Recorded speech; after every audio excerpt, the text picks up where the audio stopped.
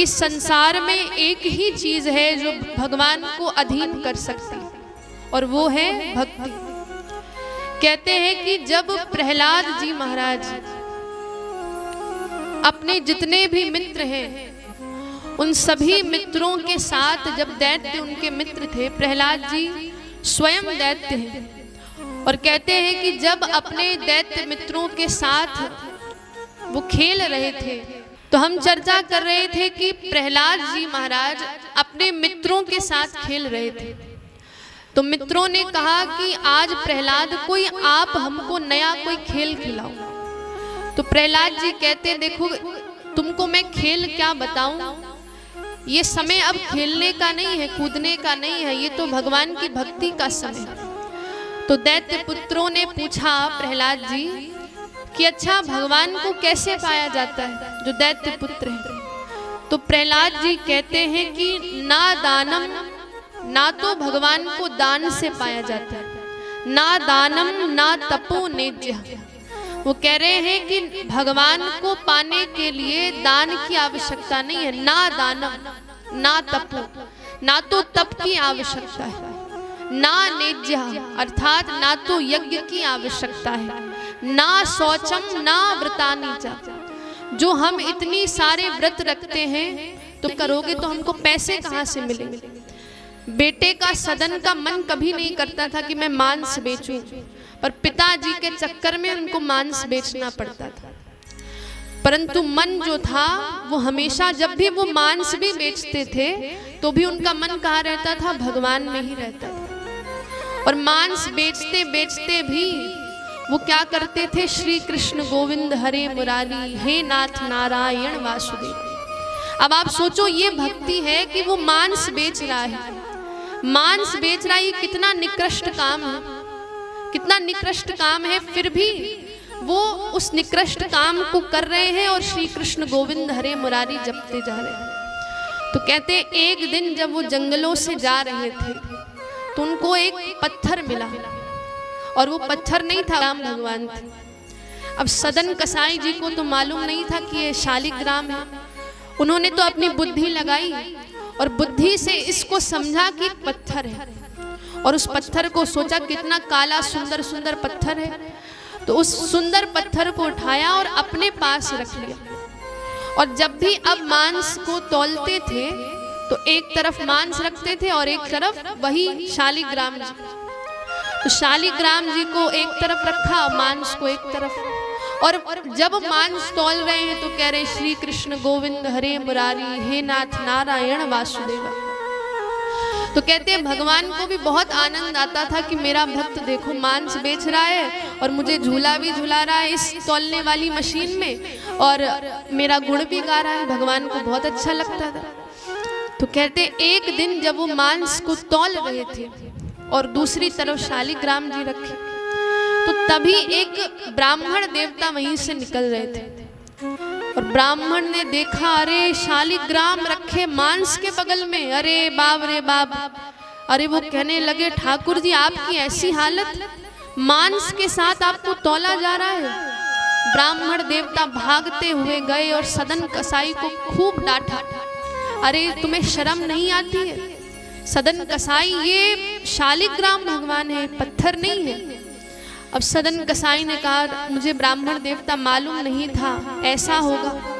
तो उन्होंने कहा ठीक है आप इनको अपने साथ ले जाओ, हम तो सेवा नहीं कर सकते क्योंकि आपने कह दिया ये शालिग्राम है, और हमको तो सेवा भी नहीं आती, ABCD नहीं पता सेवा कैसे की जाती है, और आप ब्राह्मण देवता हो इसलिए जाओ और आप इनको ले जाओ, इनकी अच्छे से सेवा करना। तो ब्राह्मण देवता ले गए, और ब्राह्मण देवता अपने घर में गए, पहले गंगा जल से उनका स्नान करवाया, फिर उनके ऊपर तुलसी महारानी पधराई, नीचे पधराई, फिर इत्र से सेवा करी, चंदन लगाया, बड़े आनंद से फिर आरती कर रहे हैं शालिग्राम जी की। तो उनको तो बड़ा आनंद आया ब्राह्मण देवता तो को कि मेरे घर में शालिग्राम जी आ गए। परंतु कहते हैं कि जब वो सो गए ब्राह्मण देवता, तो सपने में आए हमारे शालिग्राम भगवान। कहते ब्राह्मण देवता ये तुमने अच्छा नहीं किया, धमका रहे हैं, अच्छा नहीं किया, हमें तुरंत वहीं पर छोड़ के आओ, मेरे भक्त भक्त सदन कसाई के पास। तो ब्राह्मण देवता कहते हैं कि हमने आपकी इतनी अच्छी पूजा करी, जो शास्त्रों में पूजा वर्णन है वो करी है आपके लिए, आपको इत्र लगाया, चंदन लगाया, आपको स्नान गंगा जल से कराया, आपकी महारानी आपके ऊपर तुलसी महारानी आपको दी, और आप हमको ही डांट रहे हैं। तो कहते हैं कि ठाकुर जी ने कहा, देखो ब्राह्मण देवता, जो आनंद मुझे सदन कसाई के पास आ रहा था वो आनंद तुम्हारे पास नहीं मिल रहा। मैंने तो यहाँ तक कहा गया है, शास्त्रों में कहा गया है, हमारे ठाकुर जी ने कहा है कि नाहम वसामि वैकुंठे योगिनाम हृदये न च। मैं वैकुंठ में निवास नहीं करता हूँ। मैं कहाँ पर निवास करता हूँ? ना तो वैकुंठ में निवास करता हूँ, ना योगियों के हृदय में निवास करता हूँ। तो ठाकुर जी आप कहाँ रहते हो? तो कहा मद भक्ता तत्र गायन्ति, मेरे भक्त जहाँ मेरा गुणगान करते हैं, मेरा कीर्तन करते हैं प्रेम से, तत्र तिष्ठामि नारद, हे नारद मैं वहीं रहता हूँ जहाँ मेरे भक्त प्रेम से दोनों भुजाओं को उठाकर मेरा कीर्तन गाते हैं, मैं वहाँ पर निवास करता हूँ। और मेरा जो सदन कसाई भक्त है, दोनों हाथ उठा कर के जब वो मेरा कीर्तन करता है और मुझे उस तौलने वाला जो मशीन है उसमें जब झूला झुलाता है, तो मुझे इतना आनंद आता है, इतना आनंद आता है कि तुम्हारा जो आनंद है वो फीका पड़ जाता है। ब्राह्मण देवता तो डर गए। ब्राह्मण देवता जैसे ही सुबह हुई, और सुबह होते ही ब्राह्मण देवता ने शालिग्राम भगवान को उन्हीं सदन कसाई को दे दिया और कहा, अरे सदना, तुम्हारे कारण पहले तो रोने लगे। और ब्राह्मण देवता देखो क्यों रो रहे हैं, इसलिए रो रहे हैं कि देखो सदन कसाई जिसको पूजा पाठ करनी नहीं आती, जो मांस बेचता है, उसके कारण भगवान ने मुझको दर्शन दिया।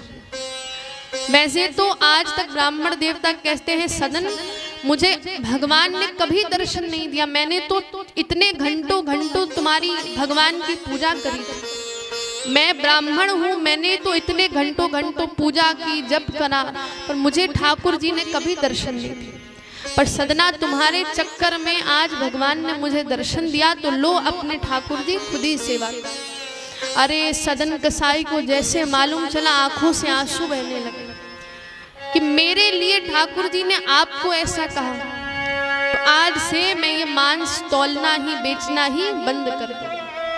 ठाकुर जी मेरे लिए आए हैं, इसलिए क्या उन्होंने कहा, मैं मांस बेचना ही बंद कर दूं। अब चाहे पैसे मिले, चाहे जीविका चले, जैसे तैसे, पर मैं मांस नहीं बेचूं।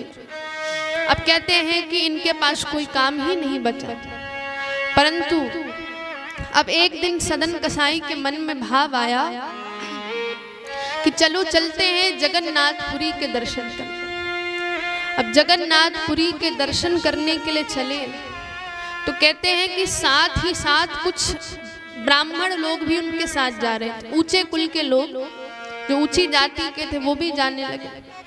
तो उन्होंने देखा, उनको मालूम चला कि सदन भी उनके साथ चल रहा है, सभी लोग एक साथ चल रहे थे।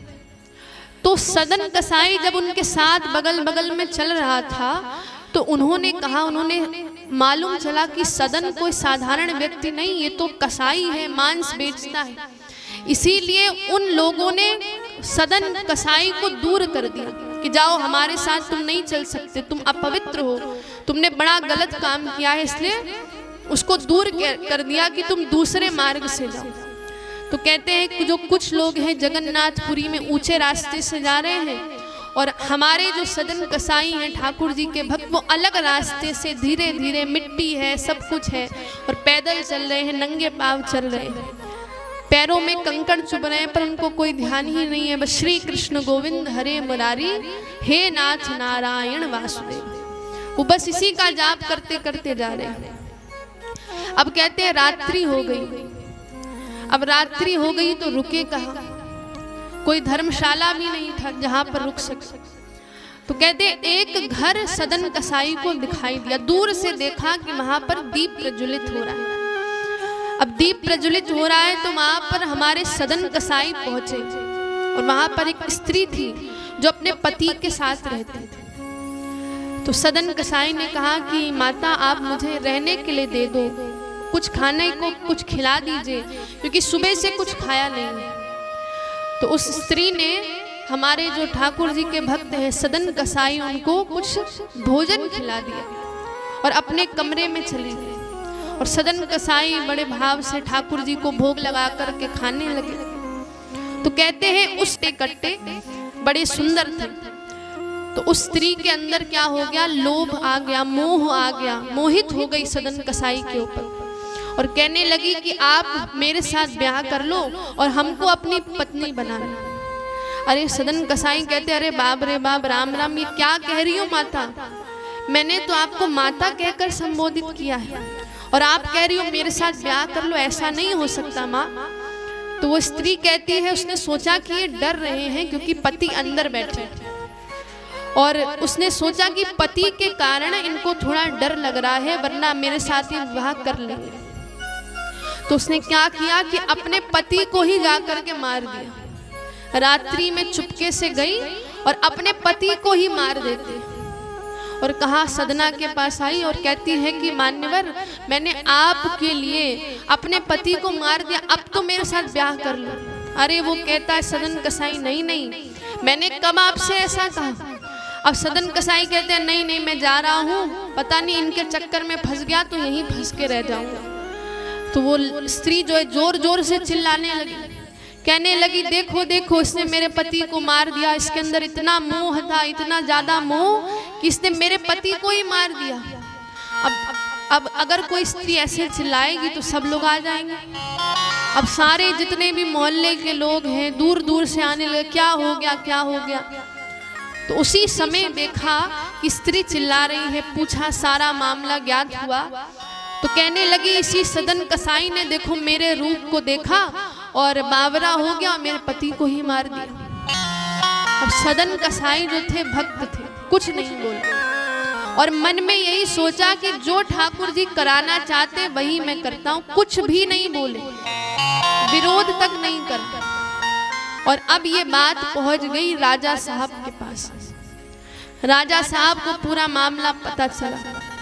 तो राजा साहब ने कहा कि इसको दंड तो मिलेगा ही, क्योंकि एक व्यक्ति मर गया है, दंड मिलेगा इसको। तो राजा ने देखा कि कुछ बोल ही नहीं रहा है और बस ठाकुर जी का नाम जप रहा है, इसलिए राजा ने कहा कि मैं इसको मृत्यु दंड तो नहीं दूंगा, इसके दोनों हाथ काट दूंगा, क्योंकि इसने वध किया है किसी का, इसलिए दोनों हाथ इसके मैं काट दूंगा।